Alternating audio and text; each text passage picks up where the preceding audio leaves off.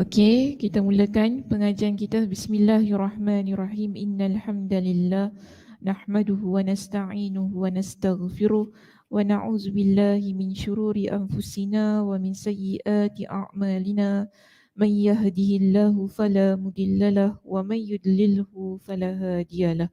وأشهد أن لا إله إلا الله وحده لا شريك له وأشهد أن محمدا عبده ورسوله أما بعد رب اشرح لي صدري ويسر لي أمري واحلل عقدة من لساني يفقه قولي ربي زدني علما وارزقني فهما اللهم إنا نسألك علما نافعا ورزقا طيبا وعملا متقبلا. Assalamualaikum warahmatullahi wabarakatuh.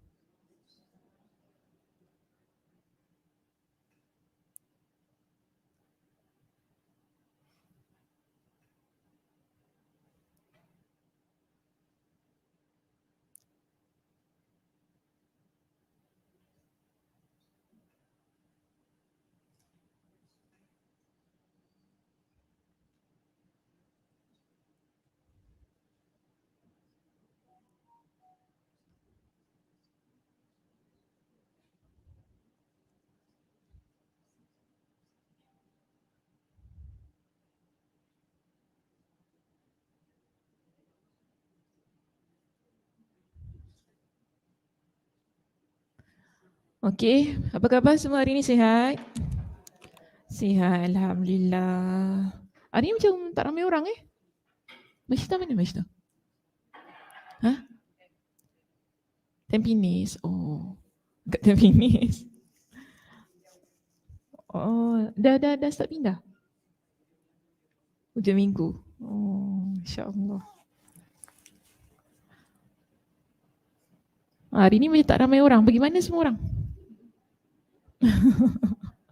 Solat lambat. Solat ke lambat? Ustazah dah start lambat dah ni. Apa dia? Holiday? Hari belum balik lagi raya haji. Cik Ia belum boleh keluar lagi. Dalam pantang. Oh. Dia belum boleh keluar lagi Masih mabuk-mabuk lagi. Okey, baik, hari ni kita berada di bab yang baru bab yang kedua. Tajuk kita pagi ini ialah suami mandi bersama isterinya. Okey, babu ghuslir rajuli ma'a mura'atihi. Qala al-Imam al-Bukhari rahimahullah haddathana Adam bin Abi Iyas qala حدثنا ابن أبي ذئب عن الزهري عن عروة عن عائشة قالت كنت أغتسل أنا والنبي صلى الله عليه وسلم من إناء واحد من قدح يقال له الفرق.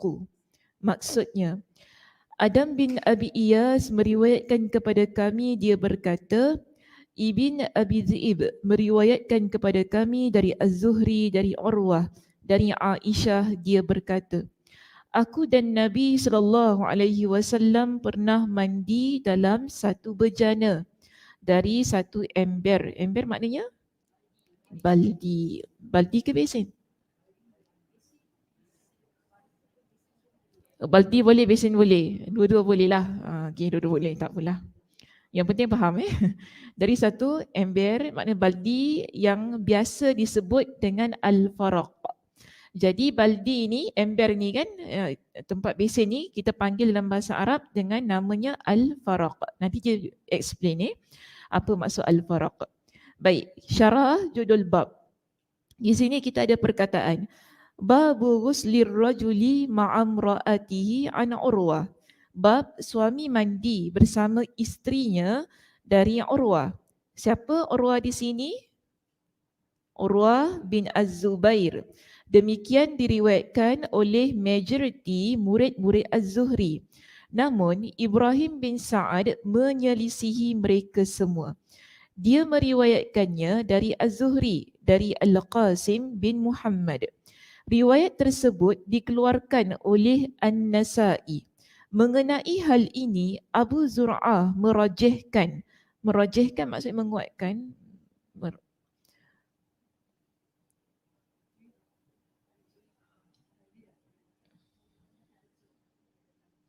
Okeylah, bolehlah. Okay.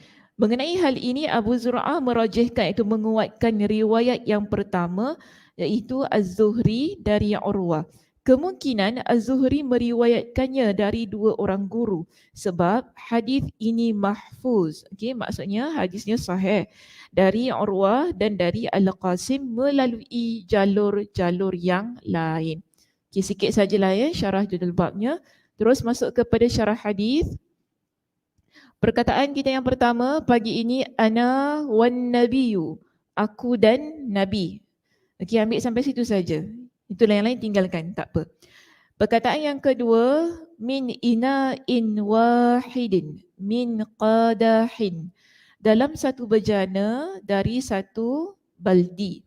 Kedudukan huruf min, kita ada dua kan huruf min kat situ? Betul tak? Min ina'in dengan, okey, sekarang kita ada dua min.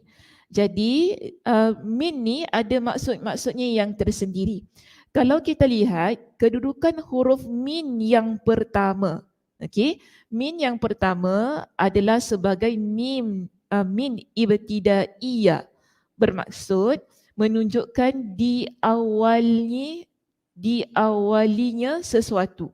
Sedangkan kedudukan min yang kedua adalah sebagai min bayaniyah yang mengandung penjelasan.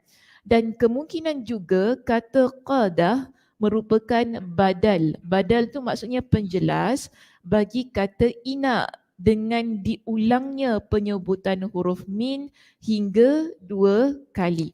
Jadi min yang pertama, okay, min yang pertama tujuannya untuk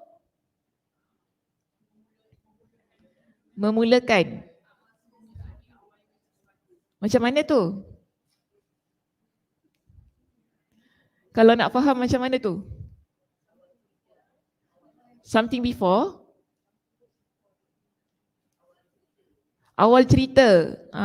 Okey, nak awalkan cerita. Boleh Kak Zah? Kak Zah pun fikir macam mendalam sungguh nampaknya muka. Jauh, jauh tementong tu. Dah balik Pening kan? Jangan masih kat Pening lagi Kak Zah.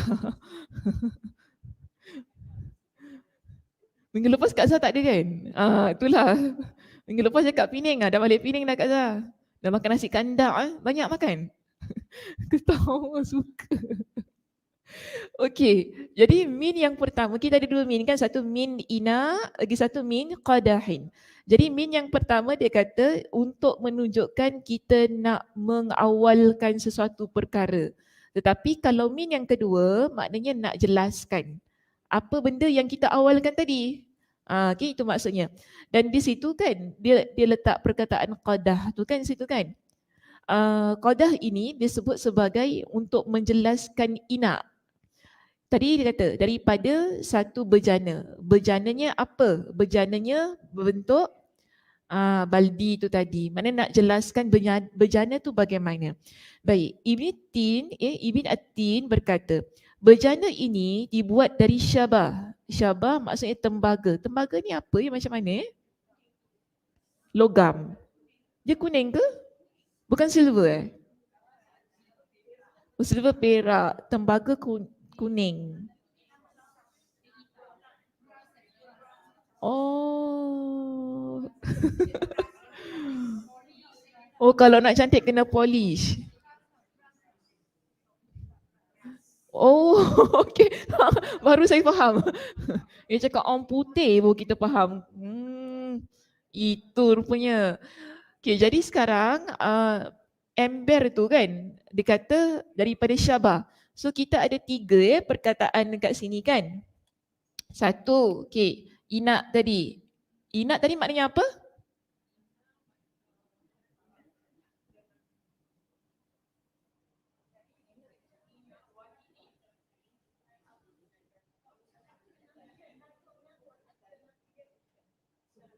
Min ina'in wahid. Ingatkan tak baca tadi. Bejana. Okey. Lepas tu tadi kata apa? Qadah ni apa maknanya? Bukan kedah. Baldi. Okey. Baldi tu dia kata tadi buat daripada apa? Syabah. Tembaga. Jadi kan, nampak tak? Dia jelaskan. Satu, bejana. Okey. Bejana tu apa? Baldi. Okey, baldi tu buat berapa? Tembaga. Ni macam tu. Jelaskan. Okey, akhirnya kita dapat satu kefahaman bahawa inak tadi, okey, bejana bekas yang dibuat mandi itu ialah yang merupakan bentuknya macam baldi, sebab kalau nak kata bejana ni bekas ni dia ada banyak. Kan, apa lagi nak cakap? Tadi ada panggil besin, ada panggil baldi, apa lagi nak di tempayan, boleh tempayan. Tempayan. Lagi apa? Timba pun boleh juga. Kan, timba. Asal tempat itu boleh untuk kita menampung air. Tapi sekarang di sini kita nampak adanya penjelasan demi penjelasan yang lebih terperinci. Jadi inak tadi dijelaskan dengan okey. Inak tadi dijelaskan dengan baldi. Okey, baldi dijelaskan dengan sebagai diperbuat daripada syabah. Syabah maksudnya tadi Ibn Atin kan pendapat dia. Dia kata diperbuat daripada tembaga. Dibaca dengan memfathahkan huruf shin. Syabah. Okey. Syabah. Sebagaimana telah dijelaskan dalam bab sifat wuduk. Sifat wuduk. Kitab yang lepas. Sepertinya yang menjadi sandaran adalah hadis riwayat Al-Hakim dari jalur Hammad bin Salama, dari Hisham bin Urwah, dari ayahnya, dan lafaznya adalah taurun min syabahin, bejana taur yang terbuat dari syabah. Ada lagi satu perkataan, apa tu? Taurun. Boleh letak dekat nota masing-masing.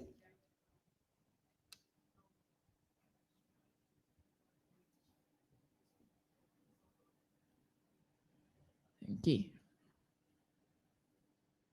Jadi dua-dua ni daripada syabah, iaitu daripada tembaga, diperbuat dari tembaga tadi. Kemudian dia kata di sini perkataan yang berikutnya yang mana kita panggil dia sebagai al-faraq. Lagi satu perkataan. Macam-macam perkataan. Nak jelaskan baldi punya pasal. Okey. Satu, dia panggil siapa tadi? Dia panggil siapa pula? Dia panggil apa tadi? Al-faraq. Sekejap. Tulis kat sini.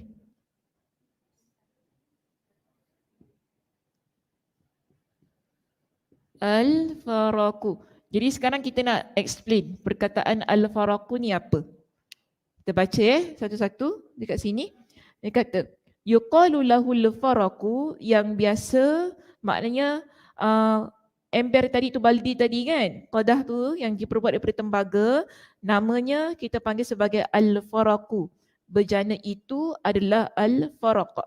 Dalam riwayatnya ditambahkan lagi minal janabah, kerana junub. Artinya disebabkan junub. Maknanya tadi mandi, dia mandi dengan Nabi. Aisyah mandi dengan Nabi SAW kerana junub. Adapun dalam riwayat Abu Dawud At-Tayalisi dari Ibn Abi Zi'ib disebutkan bejana tersebut pada saat itu disebut al-faraq. Ibn Tin berkata, lafaz al-farqu dibaca dengan mensukunkan huruf ra. Jadi ada dua cara pembacaan di sini. Satu, huruf ra itu kita baca dengan mati. Jadi bunyinya al-farqu. Yang tadi kan ra-nya hidup kan? Jatuh. Ra hidup. Ra hidup bunyi macam mana? Faraq. Okay. Al-faraqu. Jadi bila sekarang ni ada satu lagi cara bacaan, iaitu al-farqu. Okey? Matikan ra-nya.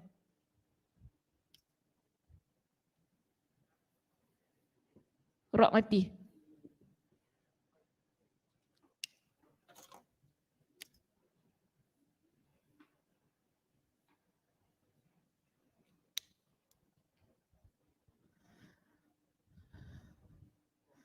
Lafaz al-farqu dibaca dengan mensukunkan huruf ra.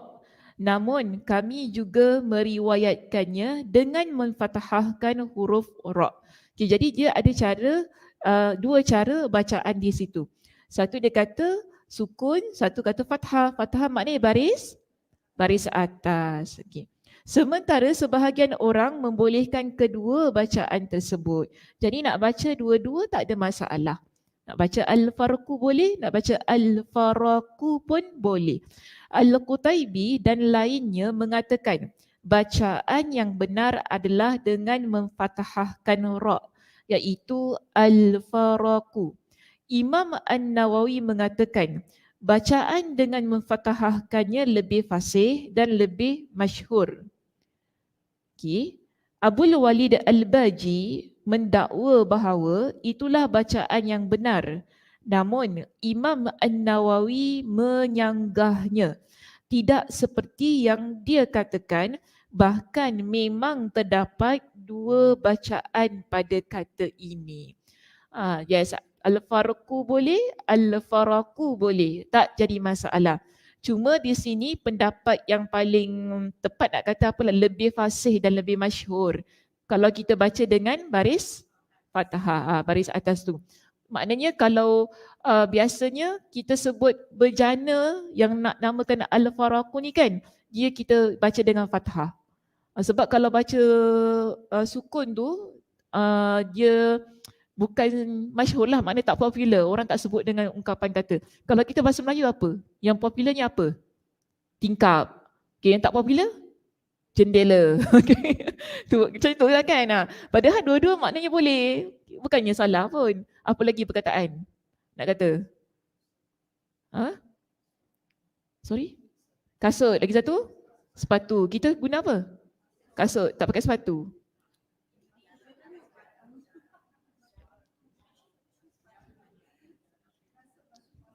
Kasut bahasa pasar, sepatu bahasa buku. Oh gitu ke?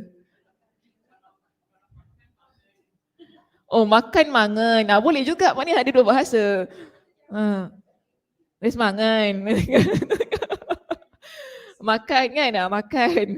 Mangan. Tapi dua-dua betul. Tapi mana lagi fasih? Makan lah kan. Sebab semua orang tahu mangan tu benda. Lagi cakap dengan budak sekarang kan. Benda mangan tu kan. Tu kan. Macam orang kata ngotot. Ngotot dia tu macam kan. Ngotot kan. Kita fokus tu tak guna. Kau tengok TV ngotot gitu. Ngotot tu apa mak? Engkau memang budak-budak tak faham. Dia guna bahasa yang lebih fasih lah. Fokus maksudnya. So inilah yang kita nak faham. So al-faraqu dengan al-farqu, kita lebih memilih perkataan al-faraqu. Sebab ramai orang yang menggunakannya dan itulah lafaz yang biasa digunakan. Sebab tu dalam hadis pun bila diriwayatkan penggunaan lafaznya ialah al-faraqu. Baik, perlu saya jelaskan, saya di sini siapa? Siapa? Oh Allah, Kak Aisyah lupa sampai kena tengok.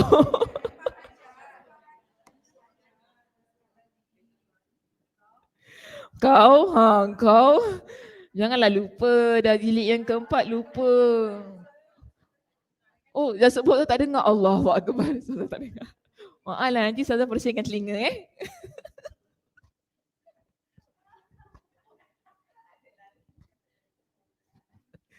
Ada aja yang tahu muslimah gitu. Aduh. Tadi dia jawab lambat lagi salah aku. Saya tak dengar. Okey, perlu saya jelaskan, saya ni maksudnya Imam Ibn Hajar Al-Asqalani. Barangkali kemungkinan yang menjadi sandaran Al-Baji adalah perkataan yang dihikayatkan oleh Al-Azhari dari Tha'lab dan yang lainnya. Lafaznya adalah al-faraqu dengan memfathahkan huruf ra, sedangkan para ahli hadis mensukunkannya.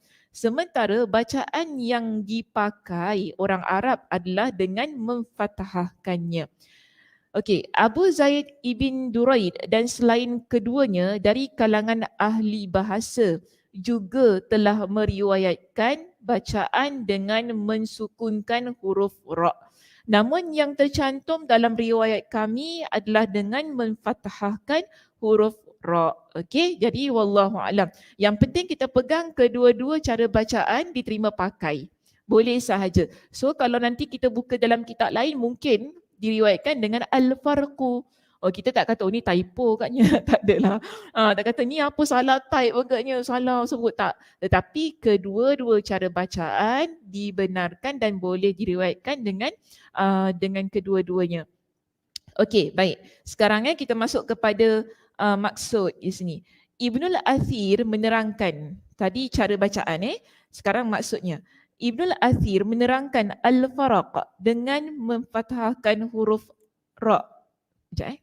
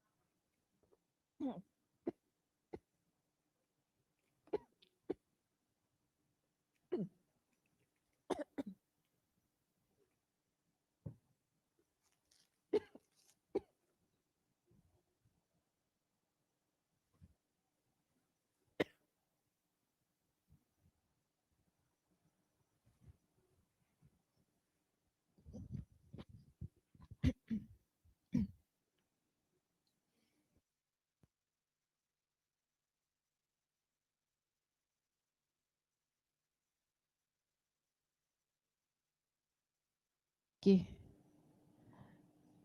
Kenapa tadi kitab dah? Baik, sekarang ini di sini kita ada Ibnul Athir menerangkan al-faraq dengan memfathahkan huruf ra iaitu al-faraqu adalah ukuran volume iaitu ukuran air sebesar 16 ritol. Sementara ukuran volumenya apabila disukunkan bacaannya al-farqu menjadi 120 ritol.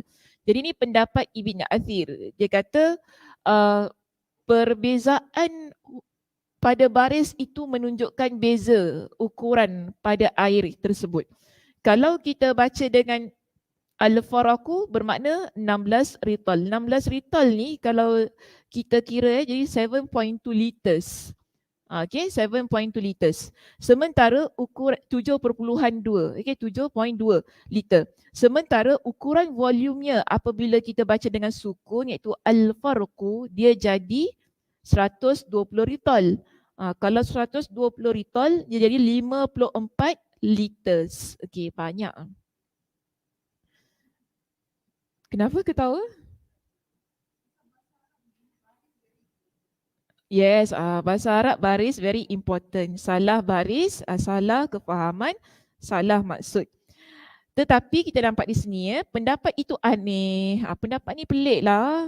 Kenapa pula dia kata macam gitu? Sebab kita ada hadis yang begini mengenai ukurannya iaitu volume air tadi. Dalam riwayat Muslim pada akhir riwayat Ibn Uyainah dari Az-Zuhri disebutkan bahawa Sufyan bin Uyainah mengatakan al-faraq sama dengan 3 sa'. Okey? 3 sa', 1 sa' berapa? Guna liters. Okey, as-sa'ul ladzi huwal miqdarul kafi li ghuslil janabah 2.752 liter. Okey, di kalangan para ulama sepakat kalau kita baca dalam kitab-kitab lain lah menyebutkan bahawa as-sa' ini adalah miqdar yang mencukupi untuk mandi janabah dengan anggaran 2.752 liter. Okey, 2.752 liter. Kalau saya ambil 3 liter je senang. Okey? Kita ambil yang besar. Belajar maths tak? Okay. Belajar maths tak? Ya? 3 liter macam sikit. Memang gitulah cara Nabi mandi, sikit je. Kita mandi shower kan, segundak-gundak hati kan. Selama mana tak basah satu toilet tak cukup kan. Okey. Tadi kata apa? Al-faraqu 3 sa' kan? Okey. Satu sok, okey, al-faraqu tadi 3. Ambil pendapat yang tak pelik jangan yang Ritol tu jangan ambil. Ritol tu pelik pendapat tu. Kita sekarang tengah bincang pendapat yang inilah yang masyhur. Okey, 3 sok, satu al-faraq dia bersamaan dengan 3 sok. Jadi kita nampak gini. Satu sok dia saya ambil 3 liter tapi asalnya 2.7. Leceh lah nak kira 2.7 kan. Ambil 3 liter terus. Jadi sekarang kita 3. Kalau 3 sok berapa? 9. Maknanya kalau satu sok ni kira 2 botol air mineral 1.5 tu kan. So kita beli 2 tu, kira 2 tu dah cukup dah. Kita kata satu sok. Tapi kalau nak jadikan dia al-faraqu 3 sok tadi, 9 liter berapa botol? 6 botol.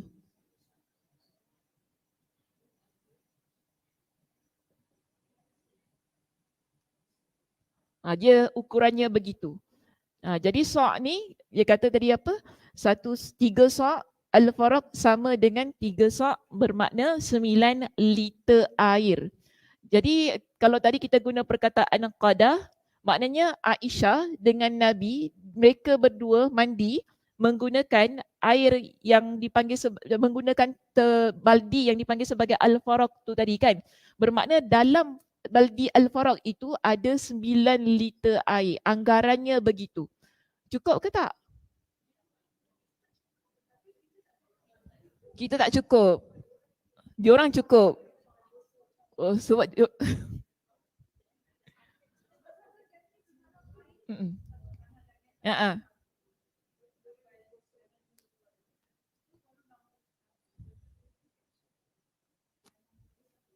baru cukup. Kalau sapu-sapu je cukup.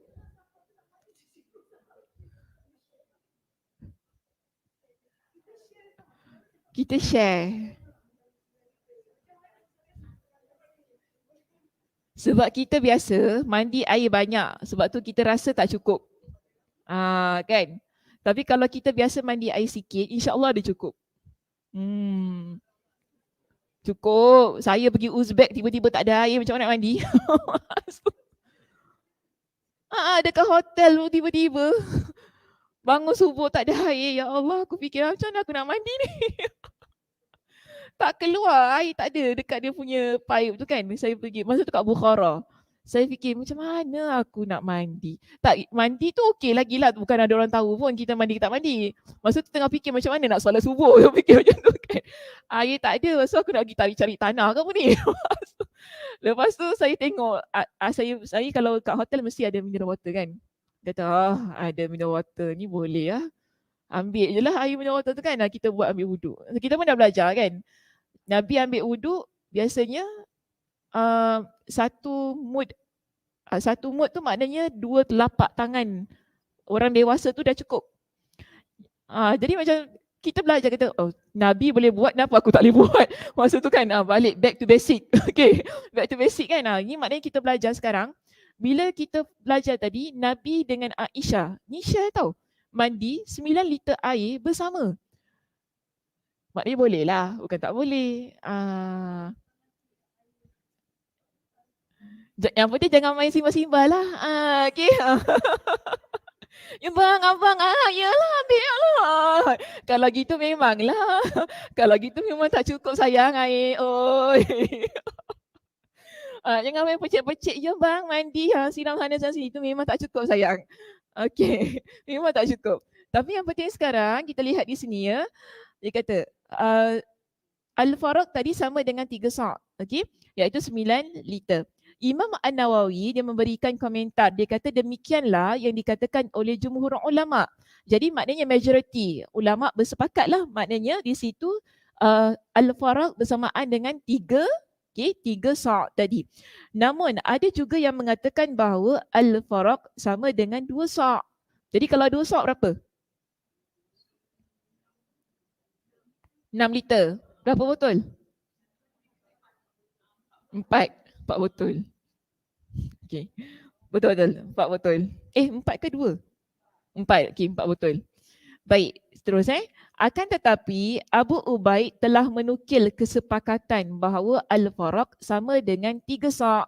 Jadi maknanya yang masyhur, pendapat yang lebih kuat kita kata 3. 3 sa' tadi. Kalau 2 sa' tu ada pendapat, cuma pendapat Daudi kan tadi? Bukan Daudi, apa? Ada pendapat sebahagian lah di kalangan para ulama. Dan bahawasanya volume air sebanyak satu farak itu sama dengan 16 ritol. Ini juga adalah pendapat yang menggunakan ritol tu, dia kata 16 ritol. Baik, barangkali yang dimaksud dengan kesepakatan tersebut adalah kesepakatan ahli bahasa. Sebab ada sebahagian fuqaha iaitu ahli fiqah bermazhab Hanafi dan selain mereka yang menyatakan satu sa' dengan 8 ritol. 8 ritol. Okey. Tadi saya kata berapa? 1 ritol tadi berapa saya kata?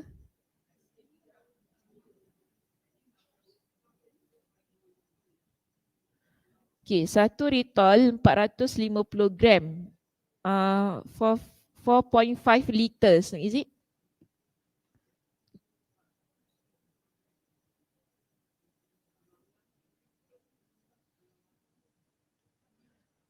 Okey, jadi kalau 8 ritol 3 no. 3,600 gram. Okey, 3,600 gram jadi 3.6 liters. Okey? Betul tak? Salah kira tak? 1 ritol 450 gram. 8 ritol 3,600 gram. Jadikan je liter 3.6. Okay, 3.6 liter. Jadi 8 ritol bersamaan dengan 3.6 liter. Sikit lagi ni. Ha?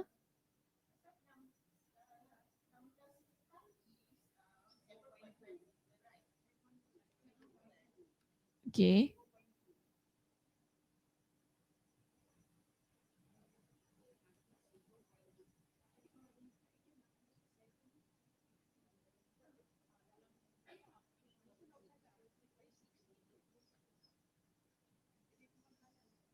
Lebih kurang halal.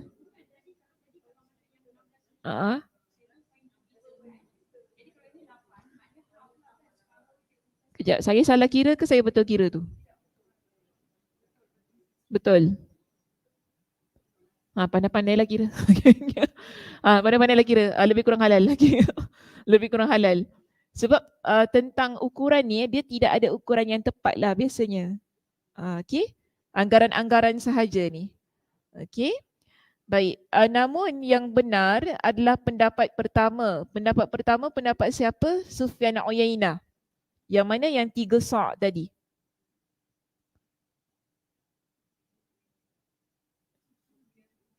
Okay. Yang 3 sa' tadi.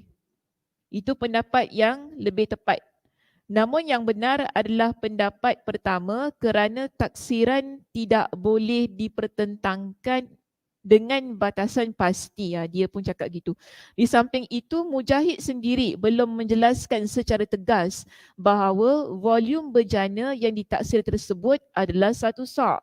Maka hal itu dapat diertikan sebagai adanya perbezaan jenis bejana meskipun memiliki kemiripan. Okay, jadi maknanya setiap bejana ada ukuran yang berbeza-beza. Okay. Jadi tak apalah, yang penting air itu kan tadi yang kita faham dia 3 sa'. Al-faraq bersamaan dengan 3 sa'. Kerana apa? Itu ada dalam riwayat Imam Muslim. Okay, hadisnya yang menerangkan tentang ukuran al-faraq tu tadi. Sementara yang menguatkan pendapat satu faraq sama dengan 3 sa' adalah hadis riwayat Ibn Hibban dari jalur Atha dari Aisyah dengan lafaz qadra sittati aqsatin yang volumenya 6 kisti. Dan satu kis dibaca dengan mengkasrahkan huruf qaf, itu kis berdasarkan kesepakatan ahli bahasa. Ukurannya sama dengan setengah sa'. Tadi satu sa' berapa? 3 liter. Kalau satu kis? 1.5 liter. Sebab dia setengah. Okay, setengah daripada satu sa'. Kemudian dia kata tidak ada pula perbezaan pendapat di antara mereka bahawa satu ukuran faraq sama dengan 16 rital. Maka benarlah bahawa satu sa' sama dengan 5 1/3, 5 suku 1/3 ritol. Suku 4. Entahlah. Okey. Sebahagian ulama mazhab Syafi'i mencuba mencari jalan tengah. Dia mengatakan satu sa' air itu, satu sa' air untuk mandi ukurannya setara dengan 8 ritol. Sementara untuk zakat fitrah dan yang lainnya sama dengan 5 suku. 5 suku lagi. 5/3 ritol. Nama pendapat ini lemah. Okey, tak apalah. Yang penting pegang tadi al-faraq bersamaan dengan 3 sa' itu je. Itu paling senang. Ritol ke kis ke apa ni semua kan, tak apa tu tolak tepi. Satu sa' berukuran dengan satu al-faraq berukuran dengan 3 sa' bermakna berapa liter? 9 liter. Okey. Pegang gitu je, senang faham. Baik, pembahasan matan hadis ini telah disebutkan terdahulu dalam bab seorang suami berwuduk bersama isterinya. Jadi kalau nak baca dengan lebih detail, buka kitab bab 3. Okay, ada bab yang kita dah belajar kan, seorang suami berwuduk bersama dengan isterinya. So di situ kita dah bincangkan dengan panjang lebar berkaitan dengan hadis ini. Jadi dia kata hadis ini dijadikan dalil oleh Ad-Dawudi. Dalil apa? Bolehnya suami melihat kemaluan isterinya dan sebaliknya. Hal tersebut dikuatkan lagi oleh hadis riwayat Ibn Hibban dari jalur Sulaiman Ibn Musa bahawa dia ditanya tentang suami yang melihat kemaluan isterinya. Dia berkata, aku telah menanyakannya kepada Atha. Dia berkata, aku telah menanyakannya kepada Aisyah, lalu dia menyebutkan hadis ini secara makna. Dan itu merupakan dalil yang jelas dalam masalah ini. Wallahu a'lam. Jadi hadis ini diberikan sebagai satu panduan, iaitu bahawa kalau suami isteri itu mandi dengan 9 liter air saja dah mencukupi. Kan, tak perlu lebih lah. Jadi dia kata lagi, itu pengajaran yang pertama daripada hadis ini. Okay, satu maknanya hukum boleh suami isteri mandi bersama. Okay, boleh suami isteri mandi bersama. Yang kedua ialah ukuran air tadi berapa? 9 liter ataupun kita panggil 3 sa' tadi, satu faraq. Al-faraq 3 sa' 9 liter. Baik, yang ketiga, hadis ini dia menjadi dalil kepada bolehnya satu situasi di mana seorang suami melihat kemaluan isterinya atau sebaliknya, iaitu isteri melihat kemaluan suami. Jadi tak jadi masalah lah di situ. Kerana ada pada satu ketika pernah ditanyakan Sulaiman bin Musa bahawa dia pernah ditanya tentang hal ini. Kemudian dia tanya kepada Atha.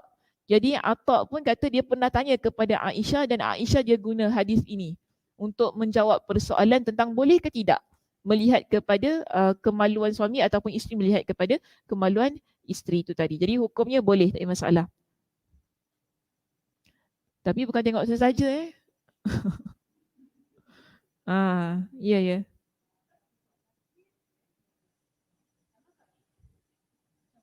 Tak cukup apa? Maksudnya? Tak cukup. Boleh. Apa yang ada. Kalau kemarau dah boleh tayamum dah. Kalau kemarau dah boleh tayamum, tak perlu mandi.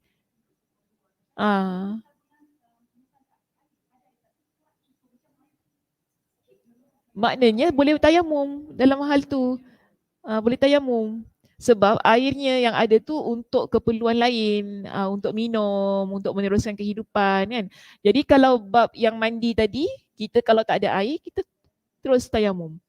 Okey, dalam keadaan sedemikian. Baik, saya baca sikit ya hadis yang bab 3, boleh?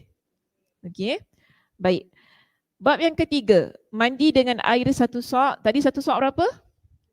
3 liter dan semisalnya. Babul ghusli bis-sa'i wa nahwihi. Qala al-Imam al-Bukhari rahimahullah, haddatsana Abdullah bin Muhammadin qala, haddatsani Abdus Samadi qala, haddatsani Syu'batu qala, haddatsani Abu Bakr bin Hafsin qala, sami'tu Aba Salamah yaqul, dakhaltu ana wa akhu Aisyah ala Aisyah fasa'alaha akhuha an ghuslin Nabi sallallahu alaihi wasallam. فدعت بإناء نحو من صاع فاغتسلت وأفاضت على رأسها وبيننا وبينها حجاب. قال أبو عبد الله قال يزيد بن هارون وبهز والجدي عن شعبة قدر صاع. Maksudnya, Abdullah bin Muhammad meriwayatkan kepada kami, dia berkata. Abdus Samad meriwayatkan kepadaku, dia berkata. Syu'bah meriwayatkan kepada aku, dia berkata.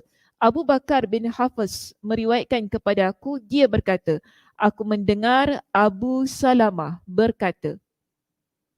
Aku bersama saudara lelaki Aisyah masuk menemui Aisyah. Lalu saudaranya itu bertanya kepadanya tentang tata cara mandi Rasulullah sallallahu alaihi wasallam.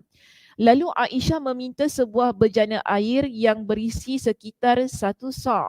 Lalu dia mandi dan menguyurkan air ke atas kepalanya. Antara kami dan dirinya terdapat hijab, iaitu tirai. Abu Abdullah berkata, Yazid bin Harun, Bahz dan Al-Juddi menukilkan dari Syu'bah dengan lafaz qadri sa'in, seukuran 1 sa'. Tadi mandi 2 orang. Mandi 2 orang guna berapa? 9 liter. Kalau 1 orang?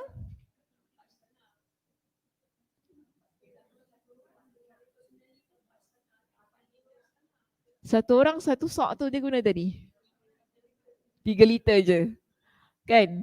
Cukup Kak Sum? Oh dulu cukup lah Oh kita kena tengok saiz badan dia. Oh macam gitu rupanya. Kena lihat saiz badan dia betul juga. Kalau Ustazah cukup rasanya. Ustazah cukup. Saiz badan Ustazah cukup lah insyaAllah. 9 apa tadi 3 liter. Kenapa Kak Aisyah gigit kuku? Kak Aisyah cukup tak Kak Aisyah? Kak Aisyah comel je. Kalau 3 liter cukup mandi? InsyaAllah cukup. Cukup lah insyaAllah. Dia kalau darurat semua cukup. Dia kalau darurat semua cukup insyaAllah. Okey. Apa? Oh basah kepala dah habis?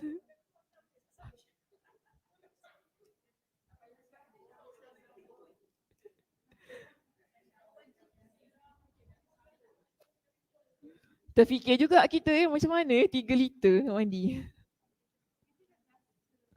Ya sebab kita dah biasa. Kita dah biasa mandi dengan air yang banyak kan. Itu yang jadi macam mustahil gitu. Tapi Nabi biasa mandinya sikit-sikit gitu kan. Jadi okey je. Kalau nak kata kalau konteks zaman Nabi lagi 4 musim itu kan lagi macam keadaan situasi. Suka. Okey, perkataan babul ghusli bis-sa'i, bab mandi dengan air 1 sa', iaitu dengan air sebanyak 1 sa' wa nahwihi dan semisalnya.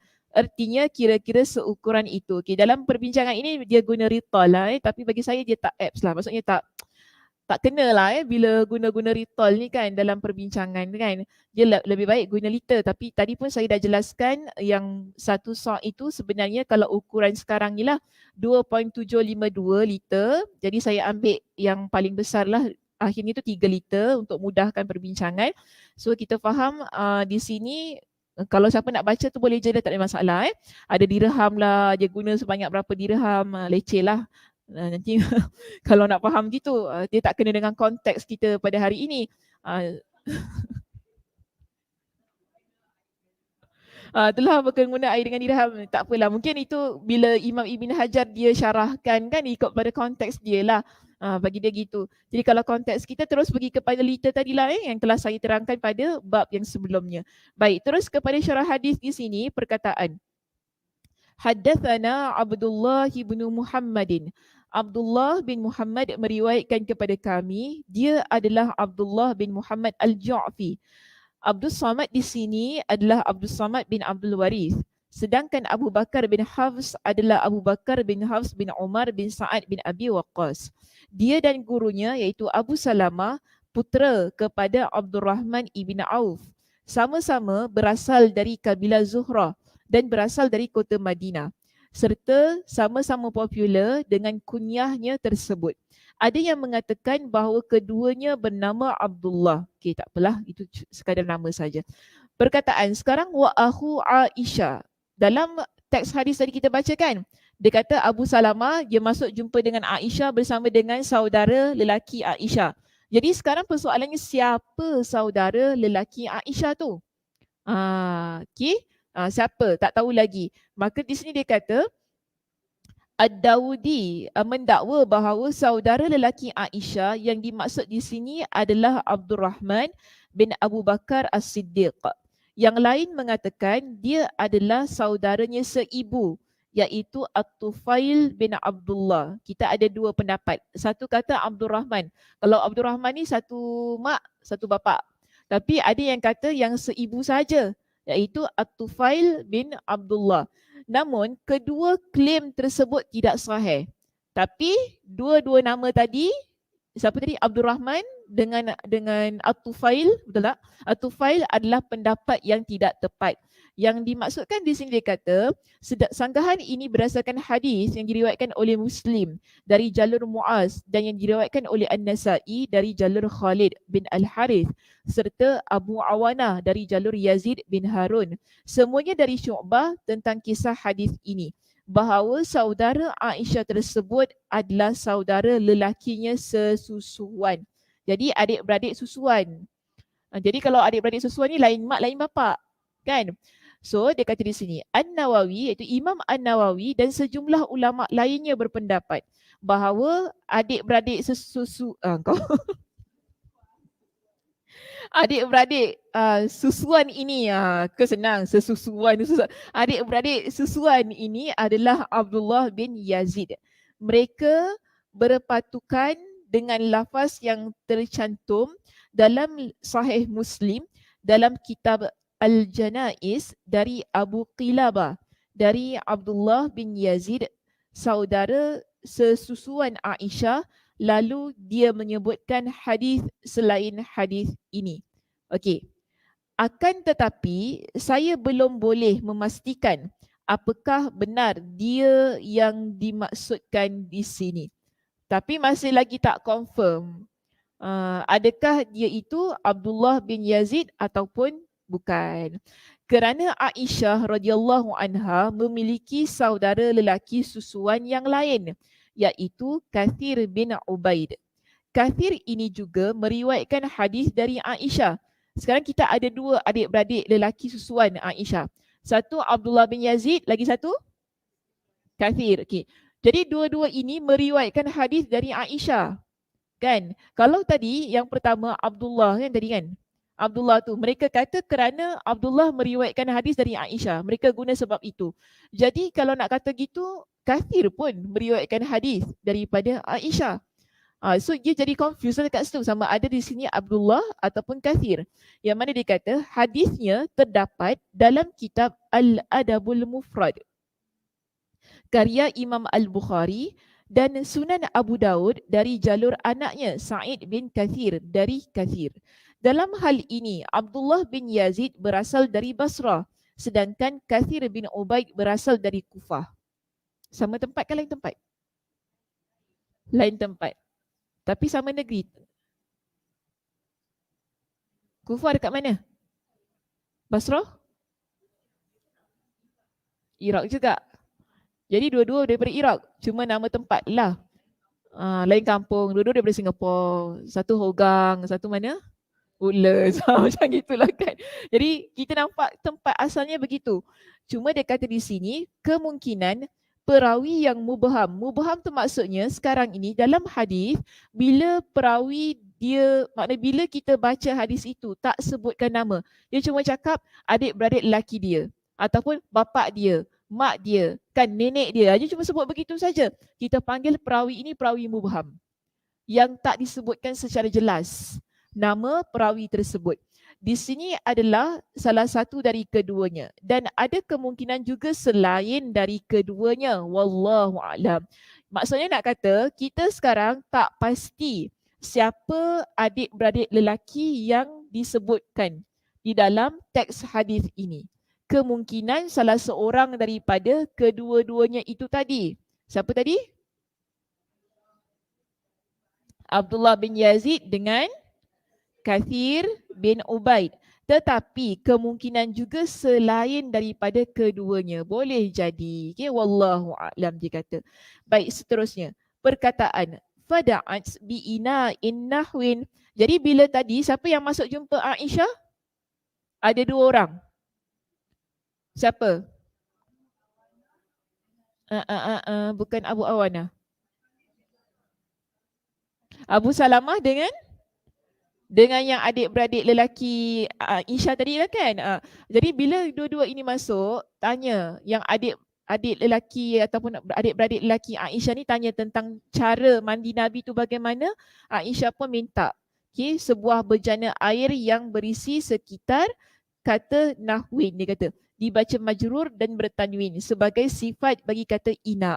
Dalam riwayat Karimah tertulis nahwan, dibaca secara mansub sebagai sifat bagi isim majrur jika ditinjau dari kedudukannya, atau dibaca mansub kerana sebelumnya ada kata a'ni yang disembunyikan asalnya a'ni nahwan. Okey, tak apalah, itu daripada sudut bacaan saja.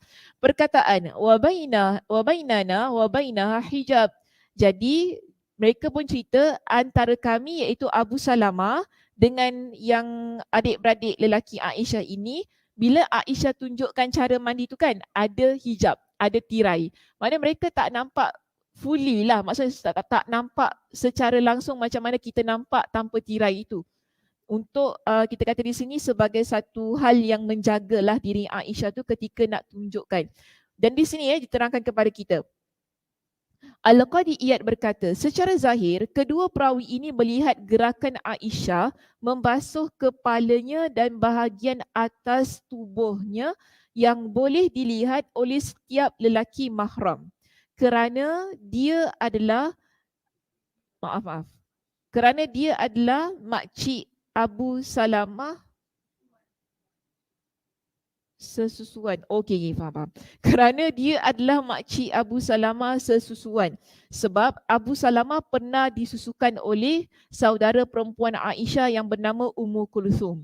Jadi bila Ummu Kulsum dia pernah menyusukan Abu Salamah, secara automatik Aisyah jadi makcik dia. Makcik susuan. Leceh betul susuan. Makcik susuan kan, aja begitu. So dia susukan dia, akhirnya semua jadi keluarga. Begitu keadaannya kan. Susahlah. Kalau zaman dulu senanglah kan nak tengok kan, sebab semua kadang-kadang semua tinggal satu rumah, tinggal dekat-dekat kan. Kalau sekarang susahlah. Kalau sekarang kalau ada susukan baby kena catat kena ni. Jangan sembarang-sembarang sebab nanti kan dia jadi terkahwin pula, bimbang. Terkahwin dengan mahram sendiri. Bila dah menyusukan, dah kira macam adik-beradik, satu keluarga. Kira aurat dah boleh macam adik-beradik begitu. Macam ni kan sekarang tadi. Abu Salamah kita ingatkan kenapa pula Aisyah boleh mandi tunjukkan depan Abu Salamah tu. Rupanya Abu Salamah ni dengan dia dah kira macam anak saudara. Sebab adik-beradik perempuan dia pernah susukan Abu Salamah. So dia kira makcik kepada Abu Salamah. That's why dia boleh tunjukkanlah kan depan mereka berdua. Jadi kata di sini, Aisyah menutupi bahagian bawah tubuhnya yang memang tidak boleh dilihat sekalipun oleh lelaki mahram. Tapi lelaki mahram pun dengan kita dia mesti ada batas. Kita dengan adik-beradik kita kan, lelaki ni tak bolehlah nak pergi tunjukkan semua pula mentang-mentang mahram, boleh tak pakai baju pula depan adik-beradik lagi kita. Itu dah menjadi macam lain cerita pula kan. So di sini yang mana boleh sahaja ditunjukkan, dia mesti ada batas. Okay. Al-Qadi menambahkan, jika tidak demikian halnya, tentu tidak ada gunanya dia memperagakan tata cara mandi di hadapan mereka berdua. Ni macam ada kawan saya tanya saya lah, dia kata, kan saya kalau pergi umrah kan selalu dengan adik saya berdua kan. Saya kan duduk sebilik dengan adik saya. Kawan saya kata, kau tak segan ke dengan adik kau? Aku cakap, segan apa? Mahram aku. Oh, iyalah tak segan ke? Tak, ni, bukannya aku tak pakai baju depan ni. Bukannya aku tak pakai baju depan adik aku. Kan? Pakai baju. Yelah kan segan macam kan kita kan dah duduk lain-lain rumah kan, dah tua-tua gini duduk lain-lain rumah kan. Tapi dengan adik-beradik lelaki tiba-tiba duduk satu bilik nak mandi ke nak salin baju. Salin baju dalam toilet lah. Ya Allah ya Tuhanku. Kadang pun tak bijak juga kita ni, takkanlah tengah-tengah alam saya nak pergi tukar baju gitu kan keadaannya. Jadi kalau dah yang maknanya tak payah pakai tudung tu okey lah. Nak pakai baju maknanya orang kata pakai baju tidur tu okey lagi lah, tapi bukan baju bebek jangan timbulkan fitnah lah walaupun dengan adik-beradik macam tu kan. Maknanya baju apa? Baju kelawar pakai baju kelawar, pakai baju kelawar ke apa. Tapi pastikan baju kelawarnya tak koyak. Tak koyak tak jarang betul juga. Maknanya yang sepatutnya lah kan kita dengan adik-beradik kita macam gitu. Jadi keadaan yang Aisyah ni pun yang sepatutnya lah kita nampak kerana mahramnya di situ. Kerana dia makcik kepada Abu Salamah, adik-beradik susuan dengan siapa tadi yang budak lelaki tu, wallahu alam siapa tadi kan. Mungkin Abdullah, mungkin Kathir, wallahu alam di situ. Cuma nak kata di sini bolehlah tak jadi masalah kalau dengan mahram kita kan nak ada bahagian-bahagian anggota tubuh badan tu boleh saja diperlihatkan. Contoh macam rambut kita, kepala kan. Dulu ada bibi saya seorang ni. Dia ingatkan dengan semua lelaki saya tak boleh tunjukkan rambut. Adik saya datang rumah dia kata, kak, abang Shibli datang. So kenapa? Kakak tak pakai tudung. Saya kata, itu adik saya Bi. Adik saya boleh tengok rambut saya. Oh, kukira kan semua lelaki enggak bisa sih tengok rambut kakak. Sial. Kian Bibi. Tak apalah. Bibi duduk rumah dengan Ustazah, faham juga tentang fiqah. Alhamdulillah. Okey. Sungguh, apa yang dilakukan Aisyah tersebut menunjukkan bahawa mengajarkan sesuatu secara praktikal sangat dianjurkan. Okey, maknanya di sini, bila kita mengajar ni kan, bila ada orang tanya kita sesuatu, secara praktikal tu sangat dianjurkan, penting. Contoh macam masak. Masak tunjuk secara praktikal penting ke tak? Penting, betul. Macam mana kacau, macam mana bila part nak masuk tu kan. Jadi kalau bagi resepi gitu-gitu ya tak jadi. Betul tak? Lagi-lagi kalau mak-mak dulu aja kau agak-agak. Campak-campak agak-agak kan. Macam mana agak-agak campak-campak tu? Kita ni terpaksa tengok macam mana cara dia masak gitu kan keadaannya. Jadi lagi orang dulu-dulu susah. Kalau sekarang pun saya rasa kalau bagi resepi pun saya rasa susah sikit lah. Saya kena tengok ada video tak? Video, tengoklah YouTube kan. Tengok YouTube masak, oh macam gitu dia buat. Dia kata, alah kau gini, macam mana tu? Okay, kau lipat ke? Macam kata nak lipat macam kita nak buat nagasari ke apa kan. Nak lipat macam mana daun tu? Tak tahu. Kau lipat lah gini, luar. Lipat dua macam mana? Kita tak reti. So dia mesti ada praktikal. Kena tunjukkan baru faham. Oh gitu rupanya. Kalau tak macam lipat macam lipat baju tak jadi kan. Dah tu nak masukkan berapa nak agak-agak tu kan, dia jangan banyak sangat nanti kan dia terkeluar tu kan. Kita kena belajarlah, praktikal tu penting. Jadi dalam hal begitu juga dalam hal agama, ada ketika part-part bahagian agama ni praktikal tu penting untuk ditunjukkan. Sebab tu di sini Aisyah dia tak sebut-sebut gitu sahaja. Jadi bila ditanya kepada dia, dia minta bawa ni air kan, tunjukkan depan mereka berdua bagaimana cara mandinya secara praktikal itu tadi. Okey, baik. Kerana metod seperti itu lebih berkesan di dalam hati. Okey, betul? Betul. Ya, lebih berkesannya rasa masuk dalam hati ya. Cakap-cakap gitu tak ni? Kalau saya cakap gini je tak cakap, tak buat apa-apa, tak ada pergerakan, okey tak? Boring tak terkesan kan. Cuba kalau dia ada gaya kau, oh gini. Dia tunjukkan tangan gerak semua gini semua kan. Baru kita nampak oh dia terkesan, membekas dalam hati kan. Dia cakap nanti kalau mandi siram je kepala. Siram kepala 3 kali. Saya cakap gitu kan. Si Ana tengok, okay, 3 kali. Anyway, kita kalau mandi, siram kepala 3 kali. Nampak tak tangan saya gerak tu? Oh, kita nampak bergerakan. Oh, semangat nampak itu kan. Tapi kan kita kalau cuci kepala 3 kali. Gitu je. Kepala je gerak gini, gini. Dia macam robot tu. So, gaya tak ada. Dia tak ada tangan tu kan 3 kali berapa. Gini macam gini. Sapu tangan gitu. Kalau kita tunjuk, orang semangat kan. Kalau kita, cucilah tangan dia kali berapa. Cucilah ikut awak lah nak cuci macam mana. Tak payah, balik sudah. Okay. Balik sudah. Buang masa je macam tu kan. Okay. Dan ketika pertanyaan yang diajukan boleh jadi berupa pertanyaan tentang tata cara mandi ataupun tentang berapa banyak kadar air yang digunakan. Baik, daripada hadis tadi kita faham di sini ada dua. Okay, ada dua perkara yang dipertanyakan. Pertama, boleh jadi tentang cara mandi. Okay, kedua ialah tentang berapa banyak jumlah air yang digunakan untuk mandi tadi. Mandi janabah di sini. Baik, so dia kata di sini, maka benarlah bahawa keduanya mendapat informasi mengenai dua hal sekaligus berkenaan dengan tata cara mandi, iaitu cara kita mandi.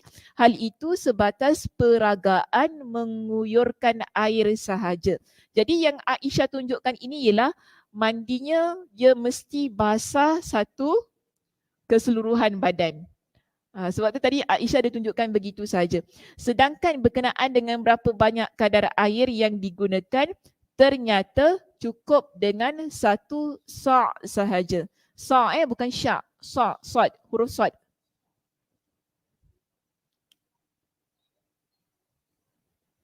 Sa'. Okay. Jadi bacanya sa'un. Satu sa' tadi. Mana tadi saya baca? Okey, habiskan. Perkataan. Qala Abu Abdullah, Abu Abdullah berkata, maksudnya penulis Al-Bukhari. Qala Yazid bin Harun. Yazid bin Harun berkata, riwayat dengan sanad muallaq ini diriwayatkan secara mausul oleh Abu Awanah dan Abu Nuaim dalam kitab karya mereka masing-masing yang sama-sama berjudul Al-Mustakhraj. Perkataan wa bahzun, bahz, dibaca dengan huruf zai iaitu Bahz bin Asad. Hadisnya diriwayatkan secara mausul oleh Al-Ismaili dan dia menambahkan dalam riwayat keduanya iaitu riwayat Yazid dan Bahz lafaz minal janaba, kerana junub. Dalam riwayat mereka berdua juga terdapat lafaz ala ra'siha thalathan dan dia Aisyah menguyurkan air ke kepalanya sebanyak 3 kali. Demikian pula dalam riwayat Muslim dan An-Nasa'i. Perkataan wal-juddi dan al-juddi dibaca dengan mendambahkan huruf jim dan mentasydidkan huruf dal. Dinisbahkan kepada Juddah, wilayah tepi pantai Makkah. Sekarang kita panggil dia dengan Jeddah. Okay, dulu panggil Juddah. Sekarang Jeddah. Yang Star Wars tu apa? Apa dia jadi Jedai. Itu nama tempat ke apa? Star Wars. Tiba-tiba masuk Star Wars. Sorry. Tak ada kena-mengena. Okey, tak apa saja je. Tiba-tiba saya teringat benda tu. Oh, nama watak bukan nama tempat Oh, tahu Kak Aisyah, bagus Kak Aisyah. Itu watak yang mana Kak Aisyah? Tak apa, nanti belakang cerita. Saya tanya abang saya nanti. Dia berasal dari sana tetapi kemudian menetap di Basrah. Okey, baik. Perkataan terakhir di sini, perkataan qadri sa'in, seukuran satu sa'. Okey, dah tulis kat situ sa'in. Lafaz qadri dibaca dengan mengkasrahkannya kerana mengandung makna hikayat. Hikayat tu maksudnya penceritaan. Namun boleh juga dibaca secara mansub seperti yang telah dijelaskan. Dalam hal ini baik dibaca dengan mengkasrahkannya mahupun secara mansub. Qadri ataupun qadrah. Begitu.